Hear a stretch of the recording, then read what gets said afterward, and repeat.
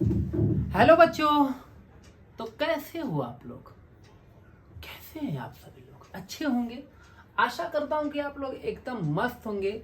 और आज हम आपके सामने एक प्यारा सा टॉपिक लेकर आए हैं, ठीक है ना। कुल मिला जुला के इस टॉपिक में हम बात करेंगे स्लोप ऑफ द लाइन, ठीक है ना। किसी भी लाइन का स्लोप के बारे में बातें करेंगे। आशा करता हूं कि आप लोग एकदम मस्त होंगे, अच्छे से पढ़ाई लिखाई चल रही होगी, ठीक है ना। अगर आप लोग अच्छे नहीं होंगे तो अपने आप को अच्छे बनाने की कोशिश करिए, क्योंकि अब बोर्ड का एग्जाम आपके सामने आने वाला है, ठीक है।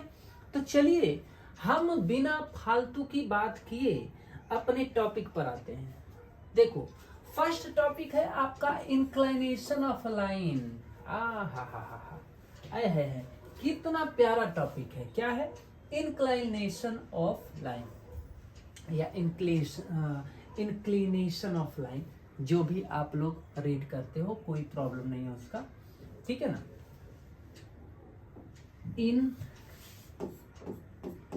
इंक्लिनेशन ऑफ लाइन क्या कहता है ये टॉपिक? मतलब कोई भी लाइन का इंक्लिनेशन का मतलब, सिंपल सा मतलब जान लो, लाइन का झुकाव कितना टिल्ट है। टिल्ट समझ में आया? इसी को हम क्या कहते हैं? इंक्लिनेशन ऑफ या इंक्लाइनेशन ऑफ लाइंस कहते हैं। समझ में आया? अच्छा, जैसे मान लो कि ये लाइन है, ये लाइन ऐसे दिख रही है। कोई लाइन हम ऐसे बना सकते हैं, कोई लाइन ऐसे बना सकते हैं, कोई लाइन ऐसे बना सकते हैं। समझ में आया?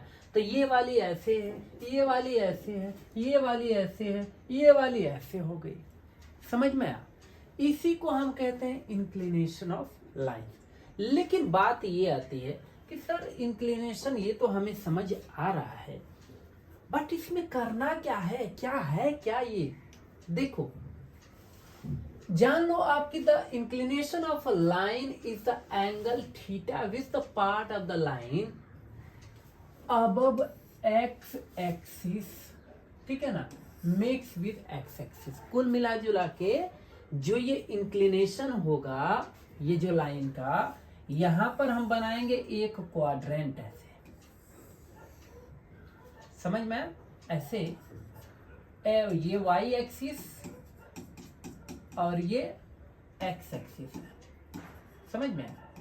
अच्छा, कुल मिला जुला के आपको ये पता करना है कि ये जो लाइन है ना, ये लाइन एक्स एक्सिस के साथ कितना झुका हुआ है, कितना एंगल बना रहा है। इसी को कहते हैं इंक्लाइनेशन ऑफ लाइन। समझ में आया? क्लियर है? मतलब कि ये एंगल आपका क्या होगा? थीटा। ओके। अगर वही चीज इसको और आगे बढ़ा दो, इसी एक्सिस को आगे बढ़ा देते हैं, ठीक है ना।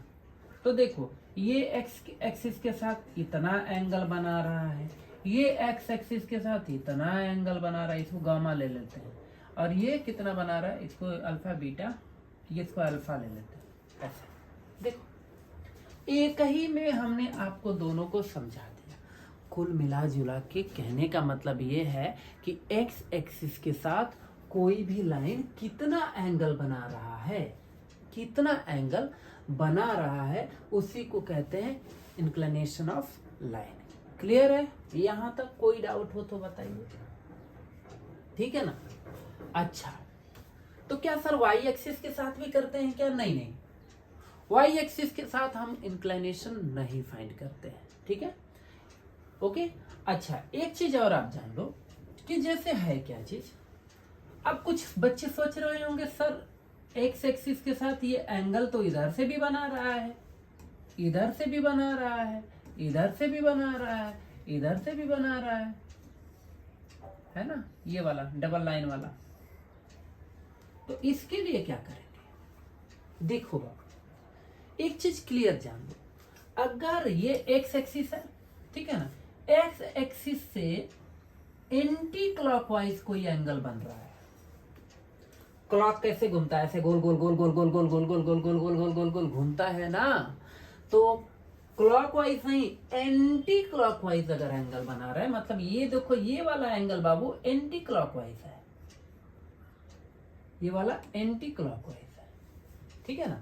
अगर आप एंटी क्लॉकवाइज मतलब ये एक्स से शुरू किया और एक्स एक्सिस से इधर की तरफ बढ़े जितना एंगल, ये एंटी क्लॉकवाइज है, तो उसको पॉजिटिव लेते हैं बच्चा लोग। और अगर इधर से जाओगे तो इधर से देखो ऐसे जाना पड़ रहा है ना, तो ये क्लॉकवाइज हो गया, ये माइनस में होगा, मतलब नेगेटिव होगा ये एंगल जो भी लेते हैं। अगर θ2 लेते हैं तो ये एंगल कितना होगा, नेगेटिव होगा। मतलब क्लियर कट जान लो कि अगर आप, ठीक है ना, ये नोट करना है तो आप नोट कर लो, इधर कहीं होगा। हाँ, if measured in anti clockwise direction the inclination theta is positive, if measured in clockwise direction the inclination theta is negative. Chapter number 1 physics में भी आपने पढ़ा है कि जब मोशन एंटी क्लॉकवाइज होता है तो पॉजिटिव, क्लॉकवाइज होता है तो नेगेटिव होता है। तो ठीक वैसा इसमें भी चल रहा है, क्या ही दिक्कत है भाई, बातें क्लियर है। हमने यहाँ पर आपको 2 टॉपिक कवर किया। फर्स्ट टॉपिक हमने बताया कि इंक्लिनेशन ऑफ लाइन किसको बोलते हैं, एक्स एक्सिस के साथ जो भी लाइन का झुकाव है उसी को इंक्लिनेशन बोलते हैं। फिर हमने आपको बताया कि पॉजिटिव इंक्लिनेशन कब होगा, निगेटिव इंक्लिनेशन कब होगा। तो मैंने आपको बताया कि देखो, जब एंगल आप एक्स एक्सिस से, हमेशा ये एक्स एक्सिस से शुरू करो और इधर की तरफ मान लोगे, जब आप एंटी क्लॉकवाइज जाओगे तो एंगल हमेशा पॉजिटिव होता है, ठीक है ना, मतलब इंक्लिनेशन पॉजिटिव होगा। और अगर आप नेगेटिव डायरेक्शन में जाओगे, मतलब कि क्लॉकवाइज जाओगे, ठीक है ना, तो वहां पर हमेशा एंगल क्या लेते हैं, क्या लेते हैं, क्या लेते हैं, नेगेटिव लेते हैं। क्लियर है। ये 2 चीजें आप लोग अच्छे से याद कर लो। देखो ये एक्स एक्सिस, ये वाई एक्सिस है, ये एक्स एक्सिस है। देखो ये वाला एंगल जो है ना, ये क्या है, क्लॉकवाइज नहीं है, एंटी क्लॉकवाइज है, तो थीटा लिया। लेकिन ये लाइन ऐसे जब हो गई तो ये एंगल अभी ऐसे ले रहे हैं, ठीक है ना, जो कि कैसे, ये आपका क्लॉकवाइज है, तो इसलिए यहां पर क्या हो जाएगा, ये वाला माइनस थीटा है। क्लियर है। इतनी चीजें आप लोग नोट कर लीजिए, ठीक है, ताकि हम आगे बढ़े। देख लो, ठीक है। अच्छा, इंक्लाइनेशन की बारी तो आई थी, इंक्लाइनेशन गया भी। अब हम कॉन्सेप्ट ऑफ स्लोप की बात करते हैं, ठीक है ना। कॉन्सेप्ट ऑफ स्लोप, स्लोप का कॉन्सेप्ट क्या है, देखो, अगर आप जो है कहीं पर ऐसे एक्स एक्सिस और वाई एक्सिस ले लेते हैं, मैं इधर समझा देता हूं या यहीं पे बता देता हूं। The slope of any inclination plane is the ratio between vertical rise और हॉरिजॉन्टल डिस्टेंस। इन दोनों के रेशियो को हम क्या कहते हैं, इन दोनों के रेशियो को हम कहते हैं स्लोप, ठीक है ना। स्लोप का एकदम बेसिक सा कॉन्सेप्ट बताने वाला हूं मैं, ठीक है, एकदम बेसिक से समझा रहा हूं प्यारे बच्चों। देखो समझो, हमने क्या बताया कि हॉरिजॉन्टल डिस्टेंस और वर्टिकल राइज, ठीक है ना, तो कुल मिला जुला के वर्टिकल राइज और हॉरिजॉन्टल डिस्टेंस के बीच जो रेशियो होता है ना, उसी को हम क्या कहते हैं, स्लोप कहते हैं। यही बताया ना। यानी कि मान लो ये लाइन है, इसका मुझे स्लोप चाहिए, ठीक है ना, तो आप एक लाइन इधर ड्रॉ कर दो ऐसे, इसको हॉरिजॉन्टल लाइन बोलोगे। ये मान लो पॉइंट ए है और यहां से एक वर्टिकल लाइन ड्रॉ कर दो, ये हम स्लोप इसी लाइन का निकाल रहे हैं, यहां से यहां तक का, ऐसे और ऐसे, तो ये परपेंडिकुलर बन गया, मतलब 90 डिग्री। हमें यही एंगल चाहिए थीटा, समझ में। अगर ये मुझे थीटा पता हो तो कुल मिला जुला के अगर आप फाइंड करना है ए बी और इसको सी ले लेते हैं, स्लोप ऑफ ए बी, ठीक है ना, लाइन है ये, इक्वल्स टू, हमने आपको क्या बताया है, वर्टिकल राइज कौन है, ये है, ठीक है ना, यानी कि BC अपॉन ये हॉरिजॉन्टल यानी कि AC ये होता है। अब वो बात ये आती है कि सर ये कैसे, ये मतलब कैसे हो रहा है। देखो आपको पता है ना कि साइन थीटा इक्वल्स टू क्या होता है, मान लो अगर ये थीटा हमने ले लिया, साइन थीटा इक्वल्स टू होता है वर्टिकल मतलब परपेंडिकुलर जो भी रहता है, वर्टिकल अपॉन हाइपोटेनियस, क्या होता है, हाइपोटेनियस होता है। क्लियर है। वही कॉस के लिए अगर हम आ जाएं तो कॉस थीटा इक्वल्स टू क्या होता है, बेस यानी कि हॉरिजॉन्टल, यहां पर हॉरिजॉन्टल अपॉन हाइपोटेनियस होता है। क्लियर है। और वही tan की बात करें तो tan थीटा इक्वल्स टू क्या होता है, tan theta equals to vertical upon horizontal, ये चीजें होती है। ठीक है। अब ध्यान से जरा समझना, ध्यान से। आप अगर साइन, ये थीटा ही तो बताएगा ना कितना स्लोप है, ये थीटा ही तो बताएगा ना। तो मुझे एक बात बताओ, ये थीटा आपको निकालने के लिए बेस्ट कौन है, sine theta equals to vertical upon hypo सही है क्या? जी बिल्कुल नहीं, क्योंकि ये लेंथ फाइंड करना हमारे लिए थोड़ा मुश्किल है। ठीक है ना, हमें ये और ये फाइंड करना इजी है, ये वाला थोड़ा सा डिफिकल्ट है, ये वाला सही नहीं है। बेस्ट ये पड़ेगा आपके लिए। समझ में आया? लाइन कितनी लंबी है हम कैसे जानेंगे, समझ में आया? तो उसका नहीं, बट इसका हम फाइंड कर सकते भाई, सिंपल सी बात है। ये क्वाड्रेंट बना दिया, ये देखो ये ऐसे बना दिया, समझ में आया? अब ये पॉइंट फाइंड करना और ये पॉइंट फाइंड करना इजी है ना, समझ में आया? तो ये लेंथ आपको मिल जाएगा, ये लेंथ आपको मिल गया, ये स्लोप आराम से फाइंड कर लेंगे। ठीक है।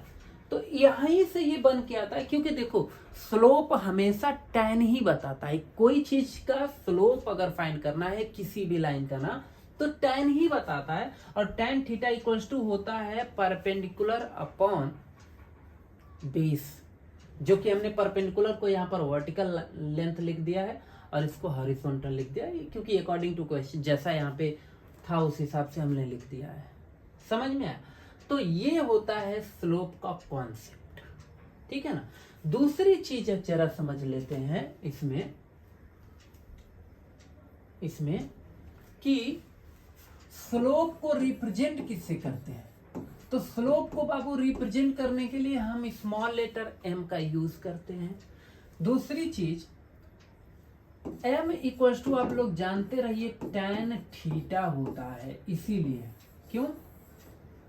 क्योंकि vertical upon horizontal tan theta ही बता रहा है, इसलिए m equals to tan theta लिखते हैं। यानी कि सिंपल सा मतलब जान लो कि अगर हमने एक लाइन दे दिया, ठीक है ना, एक लाइन दे दिया कुछ ऐसा, और इस लाइन का अगर आपको स्लोप पता करना है, ठीक है ना, तो खाली ये थीटा पता होगा ना, तो इस थीटा से आप इसका स्लोप निकाल सकते हैं।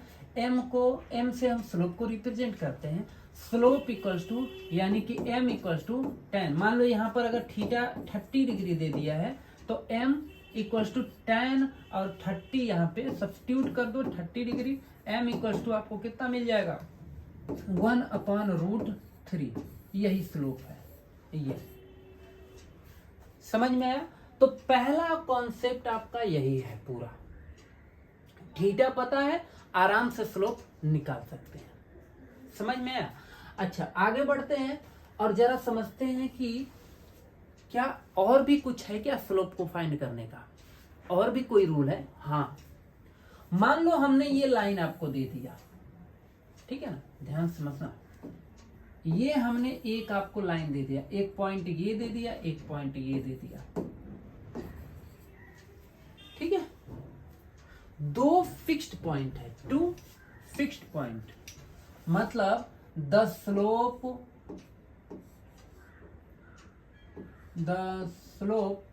जाने दो, the slope of a straight line passing through two given fixed point. ठीक है, दो फिक्स्ड पॉइंट दे दिया, ये हमने आपको x1 दे दिया और ये y1, फिर ये x2 y2। ठीक है, हमने आपसे पूछ दिया कि चलिए इसका स्लोप बता दो क्या होगा। स्लोप का मतलब इंक्लाइनेशन कितना होगा, तो सिंपल सा मतलब जान लो। इसके लिए स्लोप m इक्वल्स टू हम लिखते हैं y2 minus y1 upon x2 minus x1। ये फार्मूला आप लोग नोट कर लो, इसी फार्मूले से आप फाइंड करेंगे। अब बात ये आती है कि सर क्वेश्चन कैसा आएगा, वो आपसे बोलेगा कि एक पॉइंट मान लो 1,2 है और दूसरा पॉइंट आपको दे दिया -3,9 ऐसा, और आपसे बोल दिया कि इस दोनों पॉइंट को ज्वाइन करने वाली जो लाइन है उसका आप स्लोप बताइए कितना होगा। तो सिंपल सा, इसमें मान लो कि ये आपका x1 y1 है और ये x2 y2 है। ठीक है, तो m इक्वल्स टू क्या हो जाएगा, m इक्वल्स टू y2 कितना है 9 माइनस ये कितना है 2 अपॉन -3 -1 ला के वैल्यू सब्स्टिट्यूट कर दिया।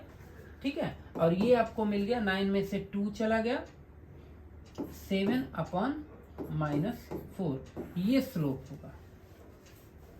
ठीक है ना, यही होगा m इक्वल्स टू कितना 7/4 माइनस में रहेगा, ये स्लोप है उसका। इस टाइप से क्वेश्चन आएगा। तो दो पॉइंट अगर आपको पता है तो स्लोप ऐसे फाइंड करेंगे। दूसरी चीज कि मान लीजिए कि स्लोप आपको गिवन है, ठीक है ना, और दो लाइन के स्लोप गिवन है। कितने लाइन के, दो लाइन की। मान लो कि एक लाइन ये है और एक लाइन ये है। ठीक है, दोनों लाइन पैरेलल दिख रहा है ना, पैरेलल, हाँ दिख तो रहा है पैरेलल। अगर इसका स्लोप आप m1 ले लेते हो, इसका स्लोप m2 ले लेते हो। ठीक है, मान लेते हैं कि इसका स्लोप हमने m1 निकाल लिया, इसका स्लोप m2 निकाल लिया। ठीक है, तो इनके बीच रिलेशन कुछ होता है क्या बाबू? बिल्कुल होता है। वो क्या होता है, पैरेलल लाइन का जो रिलेशन है कि if two lines are parallel their slopes are equal. मतलब अगर दो लाइन पैरेलल है, अगर दो लाइन पैरेलल है बिल्कुल, तो इनकी चाहे ये लाइन ऐसे हो चाहे ऐसे हो, मतलब कैसे भी, कुल मिला जुला के अगर पैरेलल है तो इनका जो स्लोप आएगा ना वो आपस में इक्वल आएंगे। कुल मिला जुला के ये चीज आप नोट कर लो कि m1 इक्वल्स टू m2 होगा। ठीक है, अच्छा, दो लाइन अगर मान लेते हैं कि परपेंडिकुलर हो तो, ठीक है ना, दो लाइन परपेंडिकुलर हो तो मान लो ये कि ये लाइन है और एक ये लाइन है। समझ में, ये दोनों लाइन आपस में 90 डिग्री बना रहे हैं। ठीक है, तो इनके बीच क्या रिलेशन होता है, अगर ये m1 इसका स्लोप है और इस लाइन का स्लोप m2 है, तो याद रखना कि दोनों के स्लोप को अगर आप मल्टीप्लाई करोगे तो इसका वैल्यू क्या आएगा, -1 आएगा। टॉपिक सब समझते जाओ, आगे क्वेश्चन बताऊंगा इस पर तो एकदम क्लियर हो जाएगा। ठीक है, यही है मतलब कि दो लाइन है, एक ये लाइन है खिच खिच खिच खिच खिच खिच, ये एक लाइन है खिच खिच खिच खिच, दोनों परपेंडिकुलर पर है। तो परपेंडिकुलर है तो सिंपल सी बात है, इसका स्लोप कुछ होगा, कुछ इस लाइन का भी स्लोप होगा। दोनों के स्लोप को अगर आप मल्टीप्लाई किसी भी कंडीशन में करोगे तो -1 ही आएगा। मतलब m1 इंटू m2 हमेशा आपको क्या मिलेगा, 1 मिलेगा, बट माइनस में। ठीक है, ये रूल है। ठीक है, अच्छा, तो कुछ प्यारे प्यारे क्वेश्चन कर लेते हैं। देखिए, कह रहा है कि find the slope of the line segment whose inclination is 60 degree. मतलब कोई लाइन है जिसका जो स्लोप है वो स्लोप 60 डिग्री है, तो इस लाइन का इंक्लिनेशन फाइंड करो। अच्छा ये बात है, बिल्कुल फाइंड करेंगे। देखो होगा कैसे, हमने आपको बताया कि देखो स्लोप इक्वल्स टू, जब आपको एंगल पता हो, हमने आपको बताया कि जब आपको एंगल गिवन हो तो m equals to tan theta वाला फार्मूला लगाना, ठीक है ना। और जब आपको 2 पॉइंट्स गिवन हो तब आप कौन सा फार्मूला लगाना, तब आप फार्मूला लगाना m equals to y2 minus y1 upon x2 minus x1। अच्छा ये बच्चों एक चीज और आप जान लो कि अगर आप इसको उल्टा भी कर देते हो तो चलता है, मतलब m इक्वल्स टू ना आप y2 माइनस y1 करते हो तो भी चलेगा, लेकिन इधर भी तब ऐसे ही कर लेना x1 माइनस x2, ऐसे चलता है, कोई प्रॉब्लम नहीं है, ठीक है। यहां पर आपको क्या गिवन है बच्चों, एंगल गिवन है तो m इक्वल्स टू कौन सा लगाएंगे, tan थीटा वाला, ठीक है ना।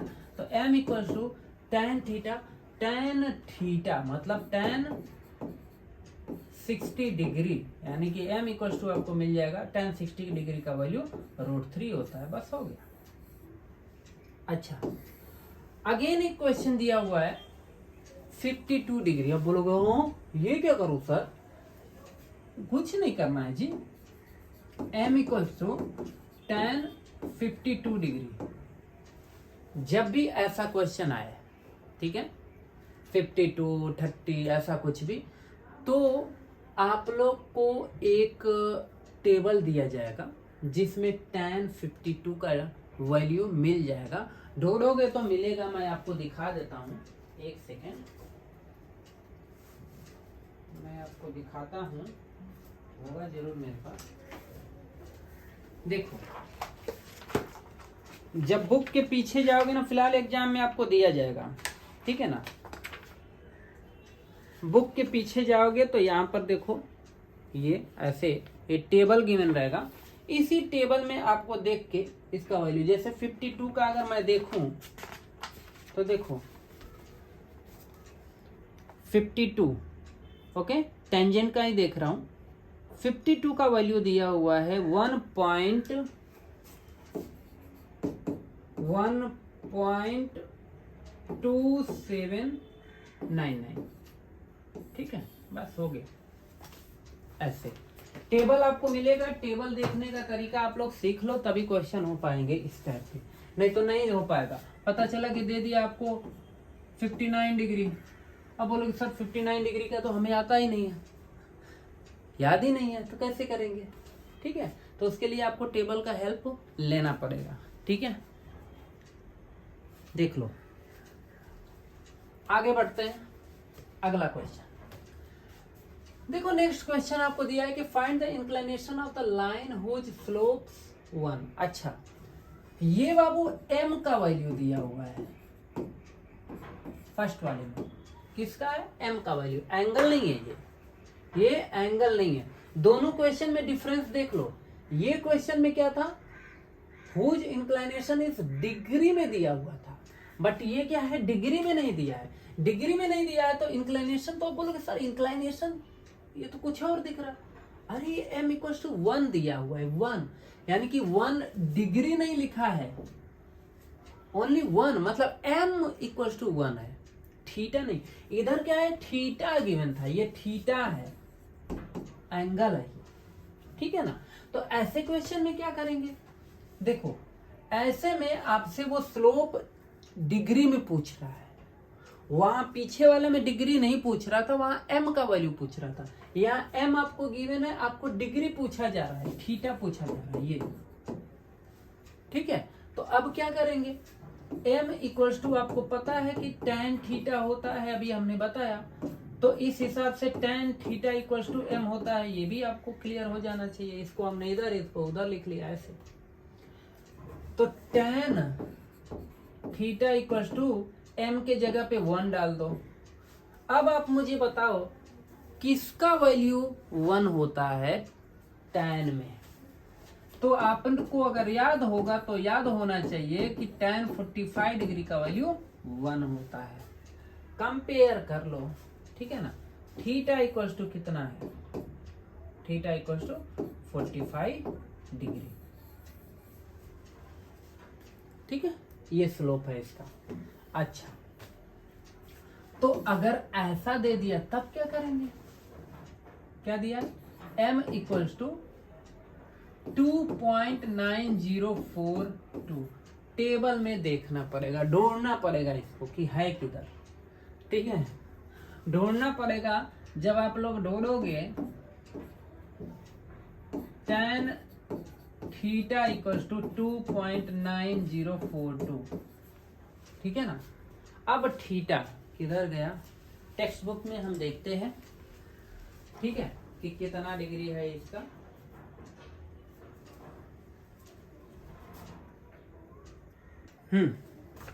तो आप लोग देख सकते हो, देखो 71 का वैल्यू कितना है?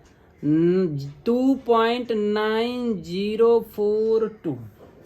यानी कि ये tan थीटा इक्वल्स टू हम लिख सकते हैं tan 71 डिग्री। यानी कि थीटा कितना है?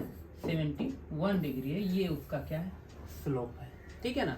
तो टेबल देखने का आप लोग ढंग सीख लो कि कैसे देखते हैं टेबल। ठीक है, आप लोग के पास टेबल होगा, टेबल में उसको देख लो। ओके, आगे बढ़े फिर। अब ये क्वेश्चन देख लेते हैं। कह रहा है कि find the slope of the line passing through the points a -2,3 and b 2,7. Also find the inclination of the line AB, slope of the line parallel to AB, slope of the line perpendicular to AB। देखो question अच्छा है। कह रहा है कि find the slope of the line passing through the. पहली चीज तो ये कि ये कह रहा है कि एक लाइन है जो 2 पॉइंट से पास कर रहा है, जिसमें फर्स्ट पॉइंट है -2,3 एंड सेकेंड वाला पॉइंट है 2,7।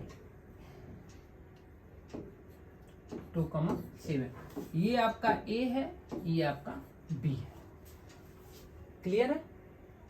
अच्छा, the inclination of the line AB, इसका इंक्लिनेशन आपको फाइंड करना है, मतलब कितनी झुकी हुई है। बातें समझ में है? तो इस टाइप के क्वेश्चन के लिए हमने आपको फार्मूला बताया था कि इसके लिए m equals to y2 minus y1 upon x2 minus x1, या फिर m equals to y1 minus y2 upon x1 minus x2 का इस्तेमाल कर सकते हो। ठीक है, इसको भैया हम ले लेते हैं x1, इसको ले लेते हैं x2 है, x2 नहीं y1, ये हो जाएगा x2, ये होगा y2। ऐसे m इक्वल्स टू y2 क्या है? 7 -3 अपॉन 2 माइनस, क्योंकि x2 माइनस x1। बट यहां पर देखो माइनस, ये तो पहले से है फार्मूला में ये वाला, बट ये -2 भी है, तो माइनस माइनस क्या हो जाएगा? यहाँ पे प्लस हो जाएंगे। ठीक है, मतलब 7 - 3 upon 2 + 2। Finally m equals to कितना मिल गया? 7 से 3 को माइनस कर दो, 4/4 कट के कितना आ गया? 1। m इक्वल्स टू हमें मिल गया 1। ठीक है ना। मतलब इसका जो m का वैल्यू है वो 1 आ रहा है। अगर थीटा की बात करेंगे तो थीटा ये हमें कितना देगा? x एक्सिस के साथ 45 डिग्री का एंगल बना रहा है, बट क्लॉकवाइज है कि एंटी क्लॉकवाइज, तो ये क्या है? पॉजिटिव में आया है ना। और पॉजिटिव में आया है तो मतलब क्लियर, ये बताना तो है नहीं। ठीक है ना, एंटी क्लॉकवाइज है। Okay, but m equals to आपको 1 मिल गया, बस इतना ही जानते रहो। अच्छा, आगे जरा समझते हैं। फिर कह रहा है कि slope of the line parallel to AB। अच्छा, मतलब ये AB के ही एक पैरेलल और लाइन अगर हम बना देते हैं, ये रहा वो लाइन ऐसे। ठीक है ना। Slope of the line parallel to AB, इसी ए बी लाइन के पैरेलल एक और लाइन बना देते हैं तो उसका स्लोप कितना होगा। भैया पैरेलल के लिए सेकेंड थिंग्स आप लोग जान लो, ये पहला वाला किया, आपको हमने बताया हुआ है कि जब दो लाइन आपस में पैरेलल होती है तो उनका स्लोप इक्वल होता है कुल मिला जुला के for parallel line m1 equals to m2 होता है ना। तो अगर इसका स्लोप मान लो कि एक का स्लोप आपका m1 है तो सिंपल सी बात है कि m1 equals to m2 equals to कितना हो जाएगा 1 इक्वल्स टू m2। फाइनली अगर आप समझो तो इसका भी स्लोप कितना होगा, इसका भी स्लोप 1 ही होगा, दूसरा को थोड़ी आएगा, दोनों पैरेलल है, पैरेलल। ठीक है। अच्छा नेक्स्ट क्या कह रहा है, slope of the line perpendicular to the AB। अच्छा इसी लाइन के परपेंडिकुलर कोई लाइन है, मतलब यहाँ पर 90 डिग्री बना रहा है, तो परपेंडिकुलर के लिए आप पढ़ के आए हो अभी जस्ट कि दो लाइन अगर आपस में परपेंडिकुलर होंगी तो उनका जो प्रोडक्ट है वो m1 इंटू m2 कितना आएगा -1 के इक्वल आएगा। ठीक है ना। अगर m1 आपका 1 है, ठीक है ना, और m2 आपका क्या है, मान लेते हैं कि ये वाले लाइन का ये वाला आपका m1 है, ये वाला इसको मान लेते हैं m2 है, तो ये लाइन को m1 की जगह पे हमने 1 डाल दिया, m2 जो ये नहीं हमें पता है ये वाला, ठीक है ना, ये वाला जिसको हम m2 ले लेते हैं अभी के लिए ऐसे, तो m2 इक्वल्स टू कितना हो गया -1, फाइनली m2 इक्वल्स टू भी कितना आ जाएगा -1। ठीक है ना। तो इसके जो परपेंडिकुलर लाइन होगा उसका स्लोप कितना होगा -m1 होगा। क्लियर है। बस यही चीजें हैं इसमें। आगे बढ़े, चलिए अभी नेक्स्ट देखते हैं 8 वाला क्वेश्चन। कह रहा है कि the line joining A -3, 4 and B 2, -1 is parallel to the line joining C 1, -2 and D 0, x, find x। देख लो क्वेश्चन, पहले ध्यान से देख लो आप, क्योंकि जब तक क्वेश्चन समझ में नहीं आएगा तब तक सॉल्व करना थोड़ा सा मुश्किल होगा। अभी क्लियर दिख रहा होगा क्योंकि बड़ा कर दिया हमने। देख लो, अब सुनो मेरी बात, ये क्या कह रहा है, ये कह रहा है कि द लाइन, ठीक है ना, द लाइन क्लियर आ रहा है ना, हाँ ठीक है, the line joining A -3, 4 and B 2, -1 is parallel. चलो भैया पहले ये लाइन बनाते हैं। ये मान लो -3, 4 है ए पॉइंट, इसको आगे बढ़ाएंगे ऐसे, ये B पॉइंट है जो कितना है 2, -1 है। इसी के ठीक पैरेलल एक लाइन CD बनाया हुआ है, C और ये D। C कितना है 1, -2 है और D कितना है बच्चों 0, x है। ठीक है, मतलब ये लाइन के पैरेलल है ये वाली लाइन। तो कह रहा है कि x का वैल्यू फिर बता दो। पहली चीज तो ये कि अगर ये दोनों लाइन पैरेलल है तो बाबू जो स्लोप इसका होगा वही स्लोप इसका भी होगा, मतलब कुल मिला जुला के अकॉर्डिंग टू द क्वेश्चन के हिसाब से अगर समझो तो m1 इक्वल्स टू m2 होगा। क्यों होगा, because both lines are parallel. ठीक है ना, क्योंकि दोनों लाइन पैरेलल है तो ये चीजें फॉलो होगी। हम फाइंड करते हैं m1। तो देखो भैया जब m1 इक्वल्स टू आप निकालोगे तो y2 minus y1 upon x2 minus x1।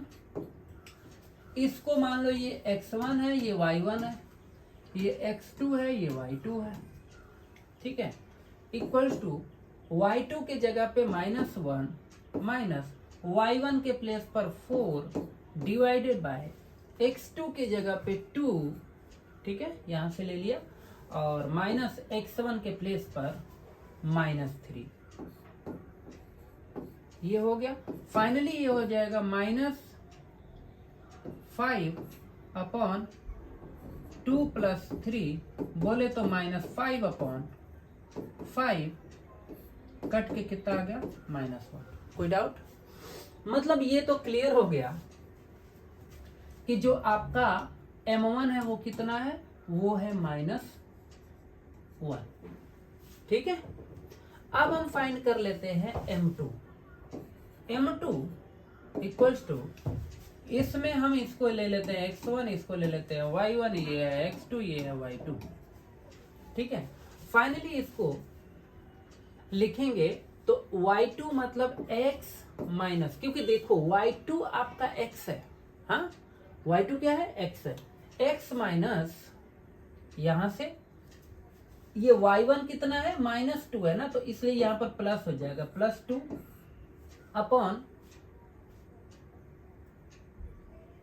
Upon 0 minus, क्योंकि x2 क्या है, 0 है, और इधर -1, तो फाइनली ये आपको मिल जाएगा x + 2 अपॉन -1, ठीक है। फाइनली अगर इसको समझे तो ये -1 से डिवाइड कर देंगे तो ये -x - 2 ये आपको मिलेगा। मतलब कि m2 आपको क्या मिल रहा है, -x - 2। कोई डाउट यहां तक? नहीं होना चाहिए। चलो अब जरा समझते हैं। हमें ये तो पता है ना कि m1 = m2 है, तो m1 = m2 लिखूं चाहे m2 = m1 लिखूं, बात एक ही है, ठीक है। m2 कितना है, m2 आया है -x - 2 इक्वल्स टू m1 कितना है भैया, m1 आपका है -1, तो ये है -1, तो ये जरा देखो, ये हो गया -x = -1 + 2, ठीक है ना, क्योंकि 2 उधर गया तो प्लस, तो ये हो जाएगा -x = ये -1 और 2 कितना हो जाएगा, ये हो जाएगा 1, ठीक है, और x = कितना मिल गया, -1। कोई डाउट हो तो बताओ। मतलब x का वैल्यू कितना है, -1 है। देख लो, इस टाइप के क्वेश्चन को आप ऐसे ही करेंगे, ठीक है, ओके, एकदम करेक्ट है आंसर, एकदम सिंपल सा है ये। आगे बढ़ते हैं फिर, ठीक है। चलो भैया आगे देखते हैं प्यारे प्यारे क्वेश्चन। ये लास्ट है एग्जाम्पल, अब इसके बाद एक्सरसाइज के क्वेश्चन करेंगे, तो वो हम नेक्स्ट लेक्चर में करेंगे, इसमें नहीं करने वाले, पहले इसको कर लेते हैं। हाँ, तो चलो, given the points 2, 3, -5, 0 and C दिया है -2, A आर कोलिनियर। अच्छा, कोलिनियर का मतलब क्या होता है कि जैसे हमने कहीं पर एक A पॉइंट ले लिया जो कितना है 2, 3 है, और कहीं दूसरा पॉइंट ले लिया B जो कितना है, ये है -5, ये है मिनटॉस जिंदगी, इधर -2, A ये C है। कह रहा है कि ये तीनों पॉइंट जो है ना वो कोलिनियर है। कोलिनियर का मतलब ये है कि अगर मैं एक स्केल यहाँ लगाऊं, एक स्केल को एकदम मतलब ऐसे लाइन में सेट करके, और अगर मैं एक ऐसे लाइन ड्रॉ करूं ना, तो ये सीधी लाइन इन तीनों पॉइंट से होते हुए पास होगी, इसी को कहते हैं कोलिनियर। बातें समझ में आए? तो A का वैल्यू बता दो कि ये A है कितना। देखो बच्चों, अगर ये कोलिनियर है मतलब एक ही लाइन में है, तो यहां से यहां तक का स्लोप यहां से यहां तक का स्लोप, ये दोनों मतलब ये यहां से यहां तक का स्लोप और यहां से यहां तक का स्लोप, दोनों स्लोप एकदम बराबर आएंगे कि नहीं? बिल्कुल। मान लेते हैं कि यहां से slope of A B line equals to slope of B C line होना चाहिए, होना ही चाहिए। क्यों नहीं होगा? 100% होगा, ठीक है ना, क्योंकि एक ही लाइन है ना। तो ये थोड़ी कि यहाँ का स्लोप कुछ और हो जाएगा और यहाँ का स्लोप कुछ और हो जाएगा, एक लाइन है भाई। तो हम कहीं पर भी 2 पॉइंट लेके उसका स्लोप निकालेंगे तो वो पूरी लाइन का ही स्लोप बताएगा। क्लियर है कि नहीं? जैसे मेरा अगर ब्लड ग्रुप मान लो ए पॉजिटिव है, तो चाहे मैं यहां से ब्लड निकालूं, चाहे यहां से निकालूं, चाहे इधर से निकालूं, कहीं से भी ब्लड निकालूंगा और उसको टेस्ट कराऊंगा तो ये पॉजिटिव ही आएगा। तो ये जो लाइन है, ये लाइन कितनी भी लंबी हो, आप कोई भी 2 पॉइंट लेके और उसका स्लोप निकालेंगे तो वो बराबर ही स्लोप आएगा। स्लोप बार बार चेंज तो नहीं होगा कि सर यहाँ का स्लोप कुछ और होगा, यहाँ का स्लोप कुछ और होगा। ऐसे कैसे हो सकता है भाई? होगा ही नहीं। क्यों नहीं होगा? लाइन है, सीधी लाइन है, एक ही बॉडी है पूरी। क्लियर है? तो चलो इसमें आप जो है x1 ले लो और ये x2 ले लो। x2 नहीं, इसको y2 फिर कहाँ ध्यान है, y1 इसको ले लेते हैं x2, ये y2, ठीक है ना। पहले इसके लिए देख लेते हैं। तो देखो ये हो जाएगा, आपको पता होगा y2 minus y1 upon x2 minus x1। Okay, चलिए इधर भी कुछ कर लेते हैं। इधर इसको हम x1 y1 कर लेते हैं ताकि ये वाला भी काम कर देगा, ठीक है। तो इधर भी वैसा ही कर लेंगे, y2 minus y1 upon x2 minus x1, ठीक है। y2, अब पहले ये ए बी के लिए देखते हैं। y2 कौन है? तो y2 है 0 माइनस y1 कौन है? 3 अपॉन x2 कौन है? तो x2 है माइनस 5, x1 कौन है? तो x1 है 2, ठीक है, इक्वल्स टू y2 कौन है? अब उधर के लिए तो y2 है 0 माइनस उधर a अपॉन x2 माइनस 5 और माइनस माइनस प्लस 2, ठीक है ना। माइनस था तो माइनस लिखा था, बट यहाँ पे माइनस 1 2 आ गया था तो माइनस माइनस प्लस हो गया था। ये हो जाएगा minus 3 upon minus 7 equals to minus a upon minus 5 plus 2 कितना हो गया? माइनस 5 प्लस 2, ये हो जाएगा माइनस 3। ये देखो minus minus finish, minus minus finish, ठीक है ना। 3 को इधर लेकर चले जाते हैं, या ऐसे लिख लेता हूं a/3 इक्वल्स टू 3/7। देख लो 3/7 को उधर लिख लिया, a/3 को पहले लिख लिया। 3 को उधर भेज दूंगा, a इक्वल्स टू कितना आ जाएगा? 3 3 जा 9/7, बस हो गया, यही आंसर है। चेक कर लीजिए आप लोग, देखिए समझ आया, ठीक है। मिक्स में अगर आप लोग करना चाहो तो मिक्स में कर सकते हैं इसको, ठीक है ना। मिक्स में करेंगे तो 7 बन जाए 7 और 2/7, यही आएगा। तो ये दोनों में से जो भी आंसर ठीक लगता है वो लिख लो, ठीक है। तो आज के लिए बच्चों इतना ही, ठीक है ना। आज के लिए इतना ही आप लोग को हमने बताया, ठीक है ना। हमने मतलब मैंने, ओके। आप लोग अब अच्छे से एक्सरसाइज कितना इसका आएगा 14B, ठीक है ना।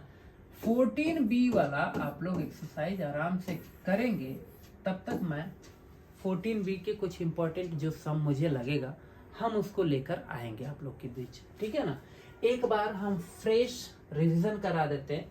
देखो सबसे पहले हमने इंक्लाइनेशन ऑफ अ लाइन बताया, इंक्लाइनेशन ऑफ लाइन का मतलब सिंपल सा मतलब है कि किसी भी लाइन का झुकाव कितना ज्यादा वो इंक्लाइंड है, चाहे ऐसे है कि ऐसे है कि ऐसे है कि ऐसे, मतलब कैसे, ऐसे ऐसे ऐसे ऐसे ऐसे ऐसे, मतलब कुल मिला जुला के कितना इंक्लाइंड है उसके बारे में हमने बताया, ठीक है ना। अच्छा, उसमें फिर हमने आपको ये भी बताया कि कब इंक्लाइनेशन पॉजिटिव होता है, कब नेगेटिव होता है। हमने आपको बताया कि देखो भाई, जब वो एक्स एक्सिस से एंगल जो लाइन बना रहा है वो अगर पॉजिटिव, मतलब कि पॉजिटिव कब होगा, जब एंटी क्लॉकवाइज होगा, एंटी क्लॉकवाइज एंगल बनेगा तो पॉजिटिव लेना, जब क्लॉकवाइज बनेगा तो नेगेटिव लेना। ये चीजें हमने आपको बताया। फिर इसके बाद हम अब वही स्लोप फाइंड करने के लिए आपको फार्मूला बेसिकली बताया। मैंने आपको बताया कि देखो, slope of A B line, अगर कोई लाइन है तो उसका जो स्लोप होगा वो BC बाई AC के कैसे आया, tan theta equals to vertical upon horizontal से आया, ठीक है ना। किसी भी लाइन का अगर आपको स्लोप फाइंड करना है तो slope of line equals to vertical rise upon horizontal rise होता है। ये चीजें आपको पता होना चाहिए, बहुत इंपॉर्टेंट है, ठीक है ना। ये चीजें आपको पता होना चाहिए, ये बहुत इंपॉर्टेंट है, ठीक है। ये वाला देखते हैं, ये तो ये आपको फार्मूला पता होना चाहिए, समझ में आया। Slope of any line equals to vertical rise upon horizontal rise. अच्छा, फिर हमने आपको बताया कि कोई भी स्लोप है, स्लोप को हमेशा किससे रिप्रेजेंट करते हैं, स्मॉल लेटर m से रिप्रेजेंट करते हैं। फिर हमने बताया कि यही small letter m equals to लिखते हैं क्या, tan थीटा। tan थीटा क्यों लिखते हैं, क्योंकि ये एक्चुअल में क्या है, tan थीटा ही है। ये क्या है, tan थीटा। ये tan थीटा इक्वल्स टू ही वर्टिकल अपॉन हॉरिजॉन्टल लिखते हैं, क्योंकि ट्रिग्नोमेट्री में आपने पढ़ा हुआ है, ठीक है ना। अच्छा, आगे जरा समझ लेते हैं। फिर हमने आपको बताया कि मान लो कि 2 पॉइंट अगर आपको गिवन है तो दोनों पॉइंट के बीच, ठीक है ना, एक लाइन ड्रॉ होगी। हाँ, लाइन तो ड्रॉ होगी। उस लाइन का अगर आपको स्लोप निकालना है तो कैसे निकालेंगे, ठीक है ना। 2 पॉइंट फिक्स है, कहीं पर भी 2 पॉइंट फिक्स है, उन दोनों पॉइंट के बीच क्या फाइंड करना है, लाइन, और उस लाइन का स्लोप निकालना है। तो ये देखो, 2 हमने पॉइंट ले लिया, दोनों पॉइंट के बीच एक लाइन ड्रॉ कर लिया। अब इस लाइन का स्लोप निकालना है तो सिंपल सा मतलब है कि ये पॉइंट और ये पॉइंट के हेल्प से कोई हमारे पास ऐसा फार्मूला होना चाहिए जिससे हम स्लोप निकाल सके। तो m इक्वल्स टू होता है y2 minus y1 upon x2 minus x1। मतलब ये दोनों पॉइंट्स अगर आपको गिवन है तो ले जाके इसमें सब्स्टिट्यूट करिए, आपको m का वैल्यू आराम से मिल जाएगा, मतलब स्लोप इस लाइन का मिल जाएगा। क्लियर है। तो m इक्वल्स टू, देखिए ये क्वेश्चन भी हमने लिया था, ठीक है। इसके बाद आपको फिर हमने बताया था कि पैरेलल लाइंस, ठीक है ना। पैरेलल लाइंस में क्या रिलेशन होता है, ठीक है ना, उनके स्लोप के बीच कोई रिलेशन होता है। तो हमने आपको बताया था कि देखो, 2 लाइन अगर आपस में पैरेलल है तो सिंपल सी बात है कि एक लाइन का स्लोप अगर m1 होगा तो दूसरे का स्लोप m2 होगा। बट खास बात ये है कि अगर दोनों पैरेलल है तो ये m1 इक्वल्स टू m2 होंगे। मतलब कहने का मतलब ये है कि दोनों का स्लोप बिल्कुल इक्वल होगा। मान लो इसका स्लोप अगर 3 आएगा तो इसका भी स्लोप 3 आएगा। अगर ये 60 डिग्री बना रहा होगा, ये 60 डिग्री बना रहा होगा तो ये भी एंगल कितना बना रहा होगा, एक्स एक्सिस से 60 डिग्री ही बना रहा होगा, दूसरा कुछ नहीं बनाएगा। फिर लास्ट टॉपिक इसमें का हमने आपको बताया था परपेंडिकुलर लाइंस। मतलब 2 लाइन है, दोनों लाइन अगर आपस में परपेंडिकुलर है तो एक का स्लोप अगर m1 है, दूसरे का स्लोप m2 है, तो उन दोनों में खास बात यह है कि अगर दोनों लाइन परपेंडिकुलर है ऐसे, तो दोनों के स्लोप्स को जब मल्टीप्लाई करेंगे ना तो हमेशा आपको क्या देगा, -1 देगा। -1 के अलावा कुछ नहीं आने वाला है, ठीक है ना। इसी के साथ ये चैप्टर फिनिश हुआ। कुछ एग्जाम्पल्स हमने आपको कराए थे, ठीक है ना। तो मिलते हैं अगले क्लास में, तब तक के लिए बाय बाय।